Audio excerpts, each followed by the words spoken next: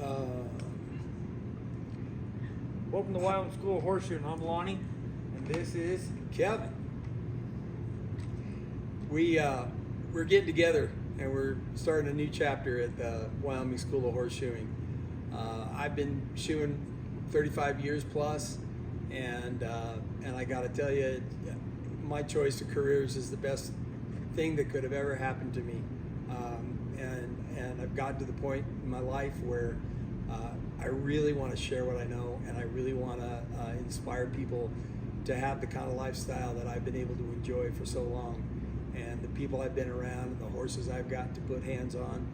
And I would encourage anybody who wants a wonderful, unique, out-of-the-box career, come up here and let us show you how to do it. Now, I do have a question. A lot of people want to know, from your guys' history and your guys' experience, what kind of experience are you guys bringing to the table to teach these students? Go ahead. I'm trying to think. Experience-wise, I think it's so multifaceted. You know, my initial experience is that I wanted a career that had all the ingredients of all the things that I love. I love tools, I love trucks, I love horses, I love driving the countryside, and all of those experiences and all the stories that go along with it. The clients' children, shoeing the kids' horses, and watching them grow up alongside them to go on to do incredible things. Honestly, that part of the experience was one of the biggest surprises. But that notwithstanding, I think one of the most incredible things about this trade is the camaraderie we have from farrier to farrier. You will not see that in any other career. Guys come and help you when you get hurt. They'll help you when you get sick. They'll help you if you get stuck on a problem, and it's just not like any other career out there. Those experiences are the ones that I would definitely like to share, but I'd also like to share some of the things that I've learned from competition, the things that I've learned from certification, and just bringing that quality to the horse community. I think I got into teaching was actually more for the challenge of being able to teach somebody and figuring out different ways to teach people. Not only that, being able to get around an ill-mannered horse to a good standing horse, to be able to teach these students how to get around them proper without getting themselves hurt or a horse hurt. Right now I'm also working on towards getting my journeyman. So that's one thing I'd like to get done this year. Also push these students to get to where they go get certified, go to competitions, get involved. Lonnie, how many years of horse experience do you have? Horse experience. Well, I was born and raised around horses my whole life. Grew up on a ranch, working cows, breaking horses. Rode bulls for 20 years, shot horses in between the time. Learned from my grandpa, actually came to school to learn the book knowledge of it. So obviously I was a cowboy shoer for many years. Professional, I've been now shoeing probably professional for 12 years. Now, what do you guys think are your guys' greatest accomplishments? Or say qualifications? So mine was getting my CF. Yeah, CJF in terms of material, on paper accomplishments, I would say my favorite accomplishment is being able to shoe alongside my son for 15 years side by side. That was huge, and it wasn't a hard sell. It wasn't like I made him do it. It was the best job that he could have, and he always told me that compared to his friends, he just felt so lucky to be a part of it. And that was time that is just precious to me. And I think the longevity of it. I think I had great mentors that taught me how to pace myself, keep my numbers real, keep my lifestyle in check, and even was able to do a couple Leadville 100-mile mountain bike races, training that while I was shoeing horses, and those are some significant accomplishments. In addition to the friendships and things that we did to elevate the industry, creating competitions, creating clinics, bringing over some of the best minds of the world in terms of horseshoeing, and those are precious moments. Men and women both that aren't with us anymore, that had the ability to and the wherewithal to teach what they knew and share it with the world and share it with the horseshoers, so they could go out and do the same for the next person. And I tell you, the men that I've known are famous in this industry, and most of which I can call my friend. Now, for a lot of the students, they have a lot of questions whenever it comes to the 2-week, 4-week, and 8-week course. So, with bringing new change and a new chapter to the school, what are the goals of what we want to reach when a student walks out of this school as a graduate for each of those courses? I'd say your 2 weeks, your basic knowledge. So maybe helping your farrier out in between cycles. Not so much going on your own solo. Obviously at that point I still feel like you need some more training and to work with somebody with supervision that's already an established farrier. Your 4-week, my opinion, that's just another step up. So now you'd be right around an apprentice level, entry level, coming into an apprenticeship. Be able to help finish feet, pull shoes, set up the truck. Now our 8-week program, I feel that you should be able to go out, get your certification, get started with the farrier, get established with him before you take the next step going on your own.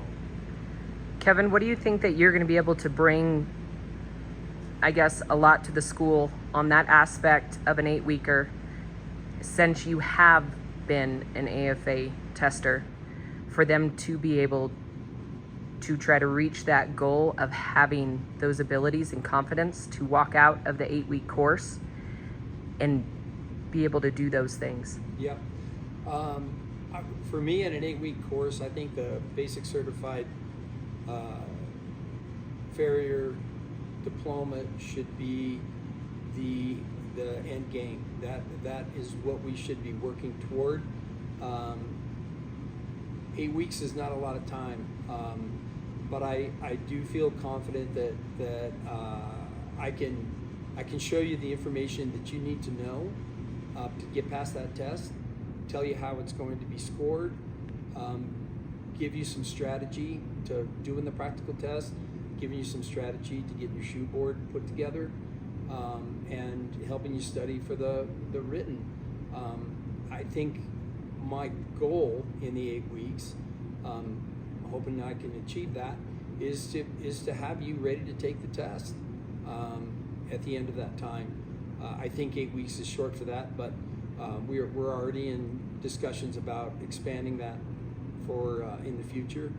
But I want to at least leave you with an honest impression as to how much you know and what more you might need to know to take it next level, to take it to the test, and be able to make a run at it.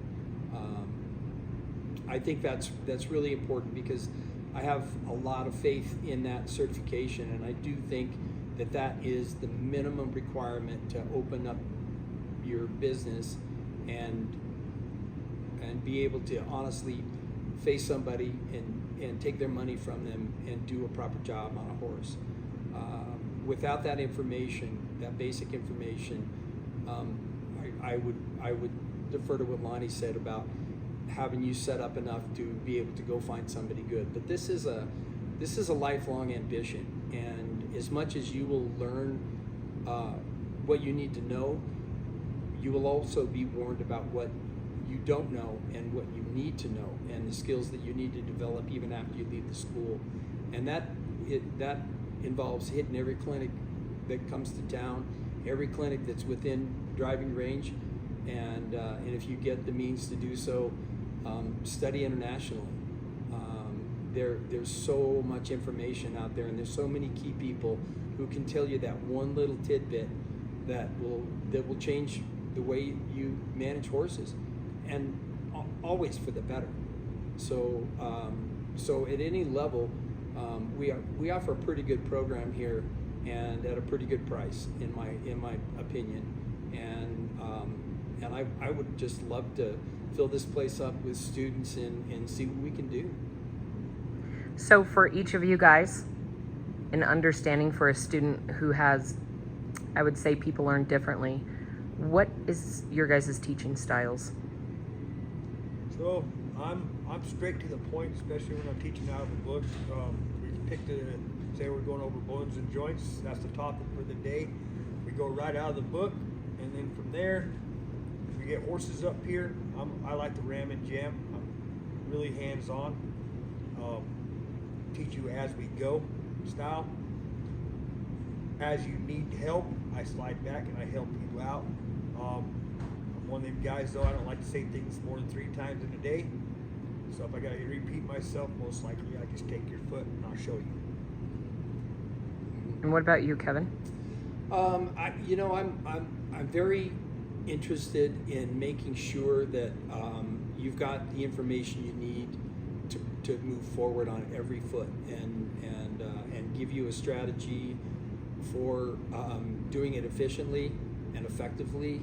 And once you got that knowledge, I'm with Lonnie. I mean, it's you got to create repetitive motion.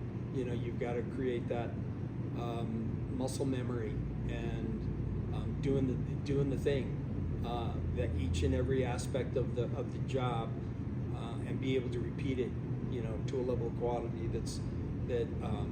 that meets, you know, that would meet our standards, and in doing so, give you the confidence you need to get out there and start a company of your own. So if there's a student and you want to leave them and have them come attend to the school, what is the one thing, or the one sentence or one thing that you think that you would want to say for them to take that chance to give our school a shot? So, this one's a difficult one. My opinion, to come to a school, you got to have the attitude and the want to learn. If you don't have the want or an attitude, it's going to be hard to teach you. Yep. And this, you know, this really, you know, honestly, this isn't going to be a horse camp. We're going to have some fun and we're going to joke around. We do that now. But the amount of information that we need to jam down your throats and get in your minds, there will be times that it'll feel like you're drinking from a fire hose. But we need to get that information out there and get you acting on it as soon as we possibly can. And that way, you know, again, when you leave here, you've got an honest impression of what it is you know, what it is you don't know. If I was going to leave you with a sentence or a statement, one that always comes to mind from the great Sir Edward Martin from Stoneleigh, Scotland, he said, ours is to be a steward for the horse, not an advocate of our own wills. And I would just encourage everyone to not only just become horseshoers, but become horsemen and horsewomen. And I think at the end of the class, I would hope that you would have absorbed at least the essence of that. You know, not egos, not pride, but a real wanting to make horses better. It's just like I was saying earlier today, every foot you should touch, you should be improving. So every foot that you get under, there's something in there that you need to improve on. So if you work at that and then move on to your next step, and then your next step, and next thing you know, you're shoeing horses great. Yep. And another wonderful thing about our business is, you know, if at first you don't succeed, you get to do it again in 6 or 7 weeks. Right? That is the truth. All right, you guys, I want to thank you guys for your time, and we will be posting up more videos like this to where you guys can kind of get to know your instructors a little bit more and this ranch a little bit more in the Wyoming School of Horseshoeing, so you know exactly what you're walking into and the expectations and the different types of teaching that comes from both of your instructors. We thank you guys.